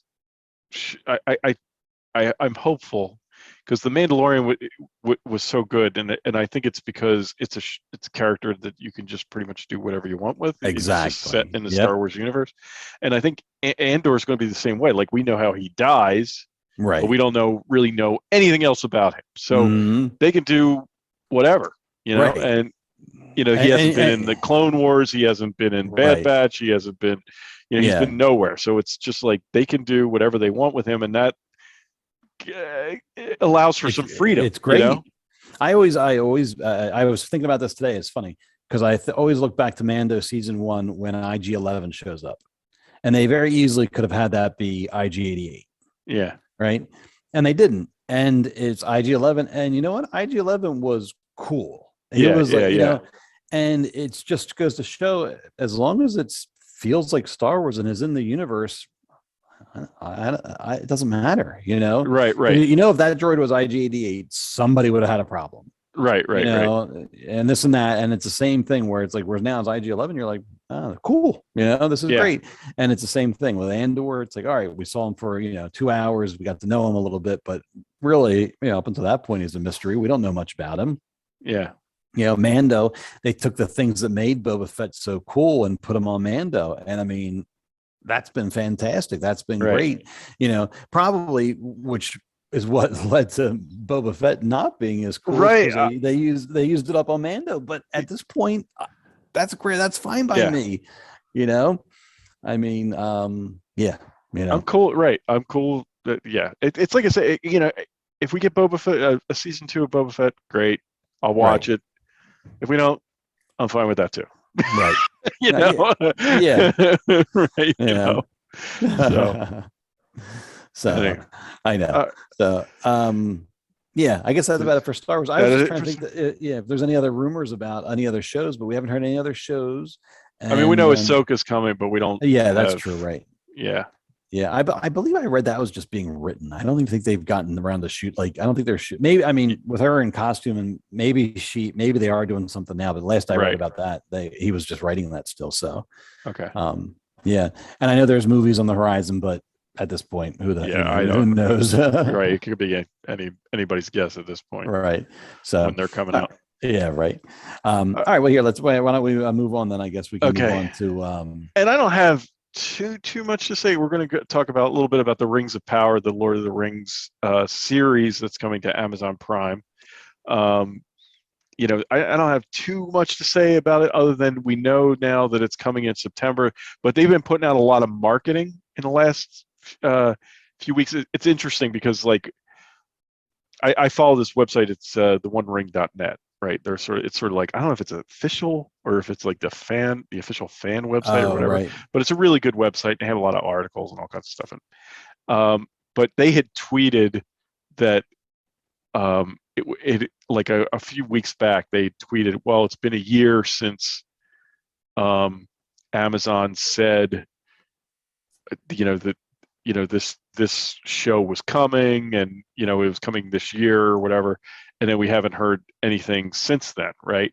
And then within like a week or two of that tweet going out, all of a sudden all this material started getting released. So I just thought that was interesting. So I think they're ramping up, and this is a trailer that they released. It's not even I guess it's a teaser, and it's just really interesting. I think it shows. I'm showing, if you're watching the YouTube channel, I'm showing it there. But like, I think it shows, we know that Amazon is putting a lot of money into this show, and this teaser trailer kind of shows that, because what you see happening here is all practical effect, right? Like they actually did this molten, metal thing that you're seeing on the screen. Right. And Yeah. and it, and this trail is only like 30 seconds or something like that, but I think it just shows, they've made a commitment to this show, and they're really, they're going for it. And I think that this trailer kind of got me, because I was like, all right, well, they're taking this seriously. Yeah. And so I'm looking forward to this show. I know it's sort of a prequel. It's like 1,000 years in the past or something like that from when the Lord of the Rings takes place. And and it just seems really interesting. Like I will be the first one to admit that I am not a Lord of the Rings scholar. I like the movies. I think I read some of the books, or I started reading the books. I don't think I ever finished. I finished The Hobbit, but I never finished the Lord of the Rings series. Okay. I picked them up. I started reading them, never finished them. Yeah. But I love the movies. I know a lot of people don't like the Hobbit movies. I like the Hobbit movies, not as much as the Lord of the Rings movies, but I do like them. So I'm looking forward to this. Like I'm not a Lord of the Rings scholar. I'm not a Tolkien scholar, so I can't tell you anything about the time period. Like I was watching some other YouTube videos, and they were showing these posters, because they put out 23 character posters, like teasers, and you see a costume. You don't see any faces or anything like that. You just sort of see a costume, and they're all maybe holding a weapon or a map or something like that. And there are people out there who are Tolkien scholars who are looking at these, and they're like, oh, I know who this character is. I know who this character is. I don't know any of that. Right. Yeah. Right. right. I'm just looking at I'm just going to scroll through the posters real quick, because I think the posters are really well done. They're really neat looking. Yes. I can look at them and be like this first one. There's somebody holding an axe that looks to me like it's probably a dwarf. Yes. Because you can see his beard in the back there. Yep. Yeah, you can see the beard. He's wearing a ring, because there's all these rings of power. And then but I think the posters are really well done. Like some of the guy I was watching, even like this one picture where a person's holding a map and he's got it pulled out a little bit. Right. Well, they flipped that thing upside down and read it's in a different language, and it's like Elvish or something like that. They were interpreted it to what of course meant. They know how to read that, right? And I was like, all right, I'm impressed. But that's dedication. Yeah. So, but I just think the posters are really cool. Again, I just think it sort of speaks to, the costuming and everything. Like it looks like they're really putting a lot of money into this show, and and I think it's going to be an event. I'm optimistic. I look forward to seeing it. I'm definitely down for watching it. It's coming out September 2nd. I'm going to be there when it comes out, to check it out. I have to say, and now I've seen the Lord of the Rings movies, but other than that, I know nothing. I think I saw the Hobbit cartoon, right? But okay, you're right. But I have to say, like looking at the posters and even the teaser trailer or the stinger or whatever we're calling it, the logo teaser. I'm getting like some Game of Thrones vibes off of it, which is natural because it's sort of in the same like not universe, but the same genre. It's like fictionalized fantasy that's long ago, I guess. I don't know how you describe that set. It's fantasy, but I don't know how there's a certain thing there, but I hope that's kind of what they're going for. Like if they can, we kind of were saying before the show, I'm not quite sure how much of the story is written out already and how much of it is just like broad strokes, like because all this was like backstory to Lord of the Rings. Right. So if they can, if they have room to wiggle and make it very modern and very interesting, it could be really, really cool. Yeah. What's funny is they were talking about it seems like so when they announced the Game of Thrones series, and they announced like these were announced. It seems to me like within they were announced close to each other. I don't know when, like within weeks or months or whatever. But like they seem to be both shows seem to be taking the same route. Like because I think the Game of Thrones series is set like way in the past. The prequel series. Got it. Yes. Yeah. Yes. That's like it's like 1,000 years before. Yeah, and all this that is stuff. Yeah. sort of the same thing. So it's kind of interesting. Like I wonder. I don't know how far along the Game of Thrones prequel series is. I seem to think that they've run into some trouble. Like I don't know that they're like I think they're further behind than this show. You know what I'm saying? Like I don't think that whenever that Game of Thrones show comes out, I think it's going to be after this, right? Okay. Right. I think they've run into some like production trouble and scripts and all that kind of stuff. But like, so it'll be interesting to compare this show to that show, right? Yeah, because it's like they're dealing with similar. I guess I think there'll be more intrigue and whatnot in the Game of Thrones show because that Game of Thrones was more. It was a lot of intrigue and politics and all that kind of stuff. I don't know that Lord of the Rings will deal as much with that. It might be different. Yeah. But it'll just be interesting to compare the two when it's all said and done. Right. Right. Yeah, but it's like I was saying we were talking a little bit before the show, and I don't know this period at all. I think I was saying what I know about this period in the Lord of the Rings, era is I picked up from playing Dungeons and Dragons when I was in junior high and high school, right? Right. Because a lot of that stuff referenced some of this source material that Tolkien wrote for this show. I was going to ask you about that. So, like, I remember playing Dungeons and Dragons, but I was never into it like you were into it with some of the guys from your neighborhood. Yeah. And like, so it was that like a direct link to all the Tolkien stuff, or was it like inspired by? I think it was more inspired by, right? Okay. And it was like a lot of, and it's like a lot of the source material for Dungeons and Dragons comes from, or at least then. I mean, I don't know what it's like now, but at least then, a lot of it was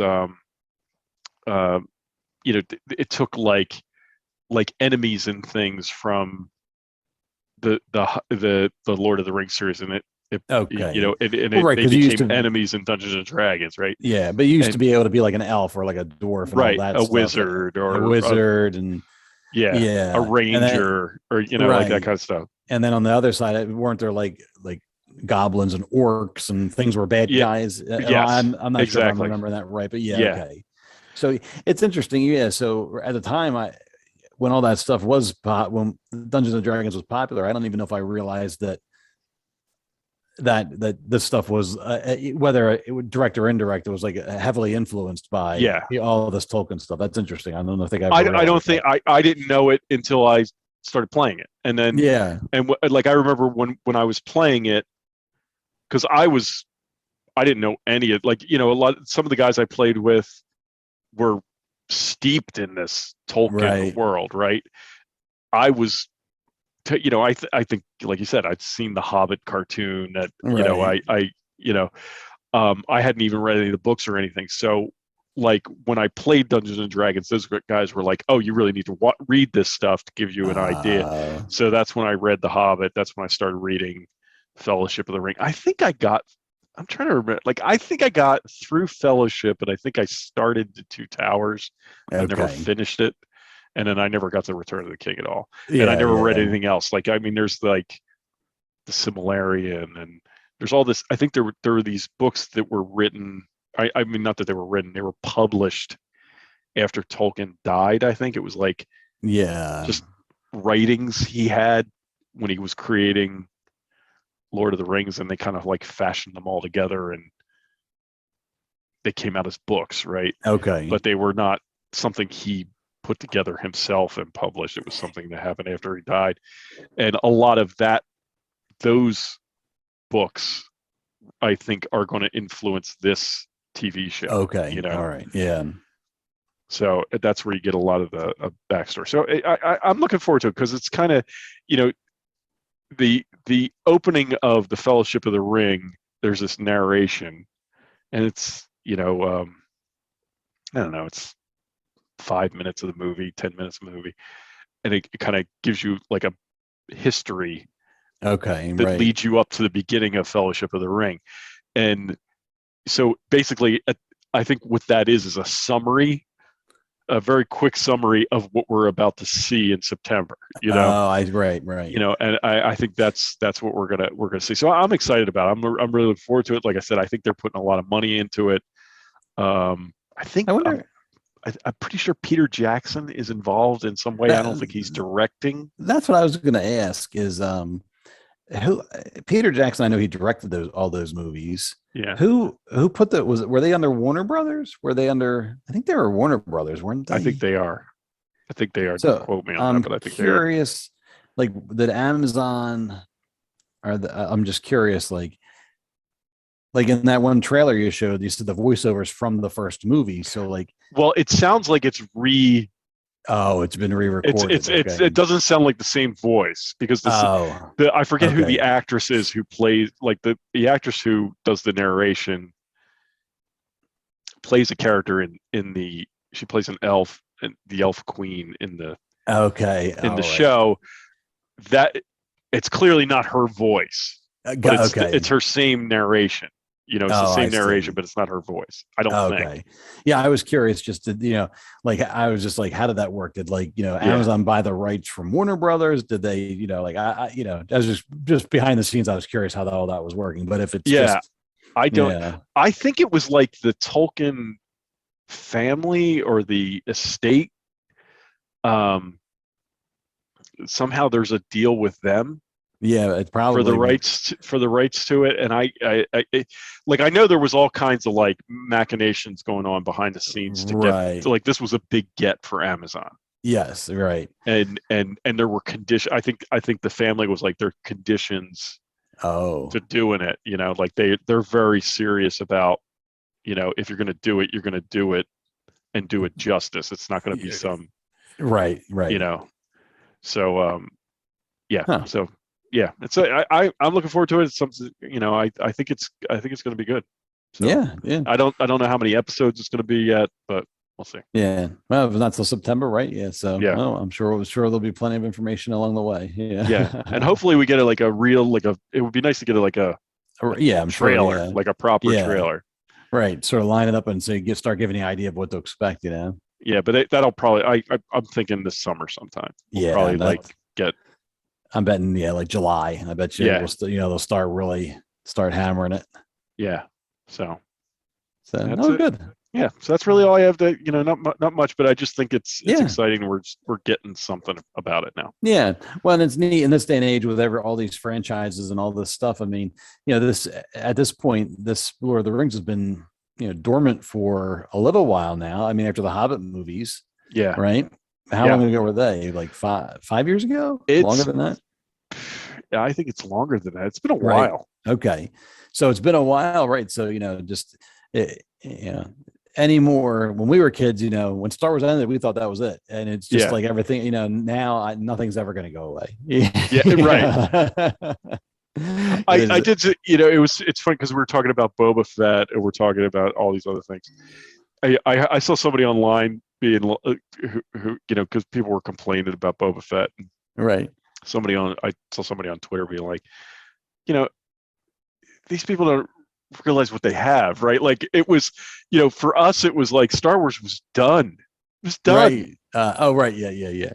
It was, and now it's like you're getting Star Wars every couple of weeks here, right? Yeah. You got a new show every week. Right. You get like, like 3 or 4 times a year, you get a new Star Wars show. Like, to say your cup runneth over is like, I mean, we're getting Marvel shows, we're getting, Oh, it's right. I mean, it's like a paradise for Right. nerds, I right? know, right? Like, I don't understand what all these people are upset about. Right. That's the one story. I'm so upset. Really? Yeah. Try living toward it back in the dark times when there's like Right. Star Wars ended, and there was nothing. Right. It's like, I'll tell you what, bad Star Wars is better than no Star Wars. Yes, right? Exactly. I know. There was like, think about, I mean, really, I mean, you had Star Wars and there's a couple other sci-fi movies and Indiana Jones or whatever like that, but it's like there was like nothing until like I want to say like the Next Generation came around, like the late 80s, right? Yeah. I mean, that's the the next thing I remember being into and excited about. I mean, there was a huge gap there where there was nothing, Right. I mean, we made fun of Star Trek because it seemed like Star Trek was never going to end, and now Star Trek, it never is going to end. Right. But it was like they got made fun of, Right. because Star it kept Trek going on and on and on. Yeah, now it's like, yes, it's going to go on and on. And on. So yeah, but at any rate, all right. You have anything else for tonight? Nope, that's it for tonight. All right. Well, we thank you for joining us tonight. Hope you enjoyed the show. If you did, please go out, leave us a review on iTunes. You can leave reviews on Spotify now that are separate, which is kind of nice. So if you listen to us on Spotify, you can do that. We're recording the show. We're going to post on YouTube, so you can watch us there, and you can see all the little cool visuals we got going on. And you can see me messing up as I always screw up the slide deck. And you can follow us on Instagram. You can follow us on Twitter. We're at Geek Hangout Pod, and also on Facebook. So with that, we'll wrap up the show tonight. Thanks for joining. Good night, everybody. Good night, everyone. Thanks for listening.